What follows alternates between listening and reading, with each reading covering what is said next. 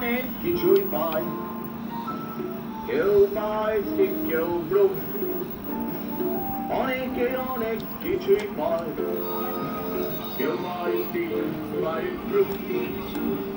এই মুহূর্তে বাবা এটা দেখবো না, আরেকটা দাও, আরেকটা দাও, এটা দেখবো না।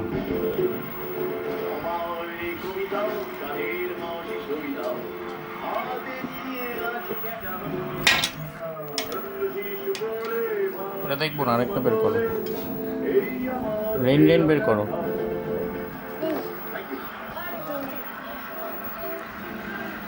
আমাদের মেনুতে আজকে কি হয়েছে রে? হেপি চাপ। অঙ্কুশ, তুমিও খুব হেপি চাপে আছো, আজকে ছবি রিলিজ করলো।